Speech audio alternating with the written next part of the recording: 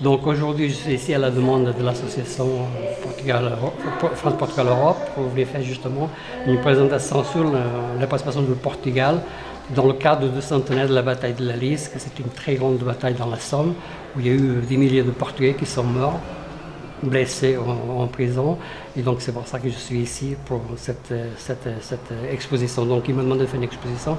Toute cette exposition qui est là, c'est moi qui l'ai conçue à la demande de l'association. Donc c'est pour ça que je suis ici pour expliquer justement le pourquoi le Portugal est rentré en guerre et quels étaient les intérêts aussi bien du Portugal que de la France que de l'Angleterre.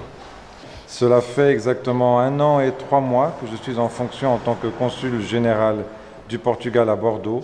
Et donc celle-ci est ma 3e visite à Oloron. J'y reviens avec grand plaisir. Je suis venu il y a exactement 1 an pour la première fois. Il y avait une très belle exposition qui avait été organisée par l'association France-Portugal Europe ici à Oloron. Je suis revenu après en janvier, en début d'année, pour une conférence et aussi une exposition. Et je reviens pour la 3e fois avec grand plaisir pour une nouvelle exposition, 2 expositions d'ailleurs, de l'association France-Portugal Europe. Nous allons cette fois-ci rendre hommage à la participation portugaise pendant la Première Guerre mondiale, car c'est un moment de l'histoire qui est peut-être mal connu par les Français.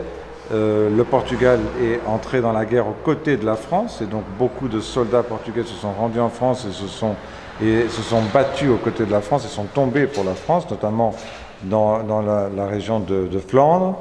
Et il y a une très belle exposition qui nous présente les principaux moments de ces combats, la vie dans les tranchées. C'était une période très difficile parce que ils n'ont pas eu l'occasion d'être, ce corps expéditionnaire portugais n'a pas eu l'occasion d'être rendu, comme la plupart des troupes étaient rendues tous les 3 mois.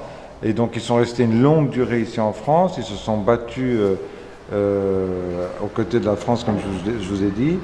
Et il y a eu des pertes considérables, mais nous étions proches de la France comme nous l'avons été très souvent. Et c'est important de rendre hommage à tous ceux qui ont perdu leur vie pour une bonne cause. Une cause qui après a représenté la paix et tant de choses à partir de ce moment-là. Donc il est très important, chacun à sa façon, et ces associations font cela très bien. L'association France-Portugal Europe ici à Oloron le fait très bien, d'autres associations portugaises le font un peu partout en France.